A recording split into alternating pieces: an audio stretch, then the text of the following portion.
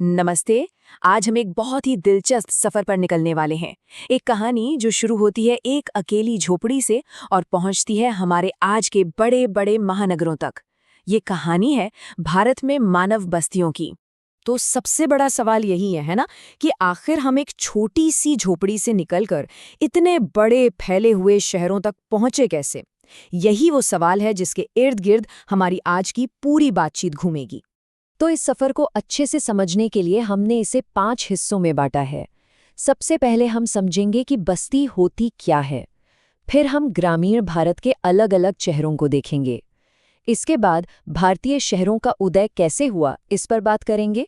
फिर देखेंगे कि शहर कितने तरह के होते हैं, और आखिर में भारत के शहरी भविष्य पर एक नज़र डालेंगे। ठीक है, तो चलिए शुरू करते हैं। सबसे पहली और बुनियादी बात कि आखिर ये बस्ती या जिसे हम सेटलमेंट कहते हैं होती क्या है।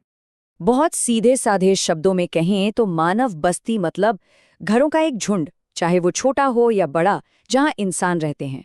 और हाँ, वो अपनी ज़रूरतों के लिए आसपास के संसाधनों पर ही निर्भर करते हैं। हम कह सकते हैं कि ये हमारे समाज की सबसे पहली ईंट है। अब यहाँ से कहानी और भी दिलचस्प हो जाती है। इन बस्तियों को हम मोटे तौर पर 2 हिस्सों में बांट सकते हैं, ग्रामीण और शहरी। गांव जहाँ जिंदगी खेती बाड़ी के इर्द गिर्द घूमती है और लोगों के बीच रिश्ते बहुत गहरे, बहुत अपनेपन वाले होते हैं। दूसरी तरफ है शहर, जो इंडस्ट्री और सर्विसेज पर चलते हैं। यहाँ जिंदगी की रफ्तार बहुत तेज होती है और रिश्ते थोड़े फॉर्मल हो जाते हैं। तो चलिए अब गांव की तरफ चलते हैं और ग्रामीण भारत की अद्भुत विविधता को देखते हैं, क्योंकि हर गांव एक जैसा बिल्कुल नहीं होता। और क्यों नहीं होता, इसके पीछे की वजहें बड़ी मजेदार हैं। तो कोई गांव कैसा दिखेगा, ये कई चीजों पर निर्भर करता है। पहली चीज है फिजिकल फैक्टर्स, मतलब जमीन कैसी है, पहाड़ी है या मैदानी, पानी आसानी से मिलता है या नहीं। फिर आते हैं कल्चरल फैक्टर्स, जैसे समाज का स्ट्रक्चर, जाति, धर्म, ये भी एक बहुत बड़ी भूमिका निभाते हैं।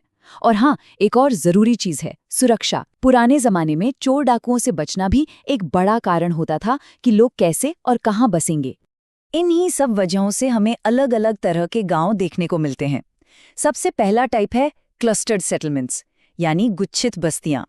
यहाँ घर एक दूसरे से बिल्कुल सटे हुए पास पास बने होते हैं।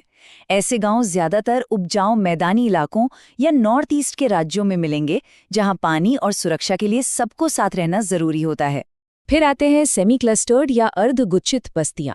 इसमें क्या होता है कि एक मेन गांव होता है और उसके आसपास कुछ छोटे छोटे टोले या पूर्वे बन जाते हैं।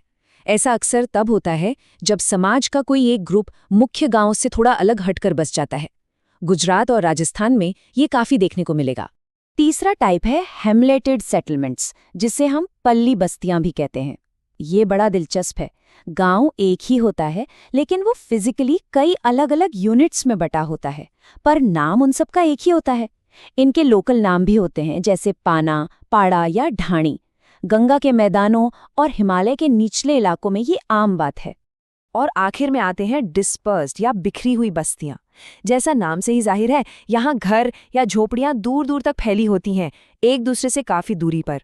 ऐसा अक्सर पहाड़ी इलाकों में देखने को मिलता है, जैसे मेघालय या उत्तराखंड में, जहाँ खेती के लिए जमीन के बस छोटे छोटे टुकड़े ही मिलते हैं।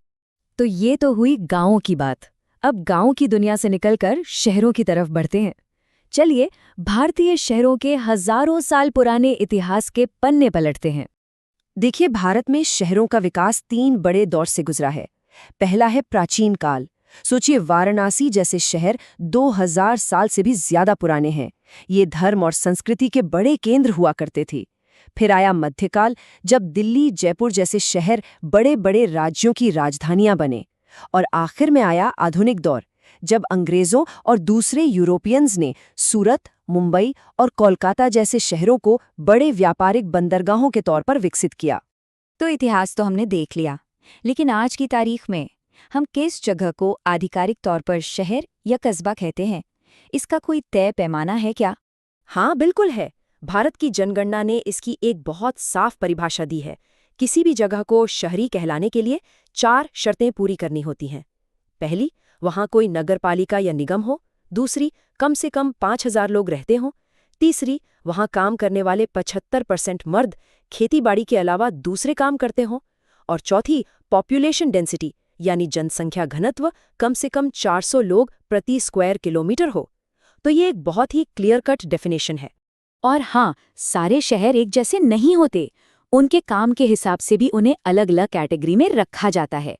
जैसे चंडीगढ़ और नई दिल्ली ये एडमिनिस्ट्रेटिव शहर हैं, जमशेदपुर और भिलाई इंडस्ट्रियल शहर हैं, तो वहीं वाराणसी और अजमेर धार्मिक और सांस्कृतिक शहर हैं। रुड़की और पिलानी को हम एजुकेशनल हब कह सकते हैं, और नैनीताल शिमला जैसे शहर तो टूरिस्ट डेस्टिनेशंस हैं ही। मतलब हर शहर की अपनी एक खास पहचान, अपना एक खास काम होता है। तो अब तक हमने समझा कि बस्तियां क्या हैं, गांव और शहर कैसे बने। अब चलिए भविष्य की तरफ देखते हैं। भारत का अर्बन फ्यूचर कैसा दिख रहा है, हम किस दिशा में बढ़ रहे हैं। एक आंकड़ा देखिए, 2011 की जनगणना के हिसाब से भारत की लगभग 31.16% आबादी शहरों में रह रही थी, और ये नंबर रुका नहीं है, ये लगातार बढ़ रहा है। ये हमारे देश में हो रहे एक बहुत बड़े बदलाव का साफ संकेत है। इस ग्रोथ को समझने के लिए जरा इन आंकड़ों पर नजर डालिए। 1901 में सिर्फ 10.84% लोग शहरों में थे।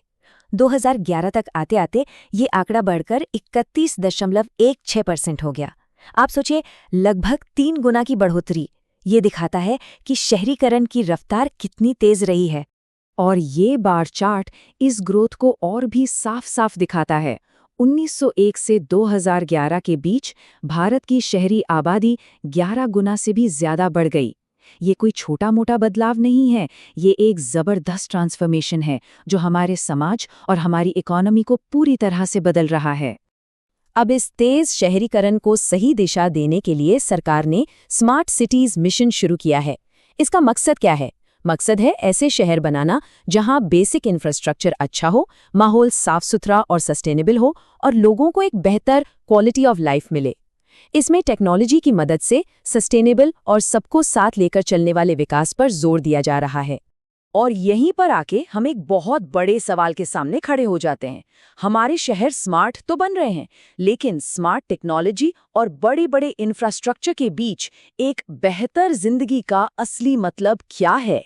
ये एक ऐसा सवाल है जिस पर हम सबको सोचने की जरूरत है, क्योंकि इसी का जवाब हमारे आने वाले कल की दिशा तय करेगा।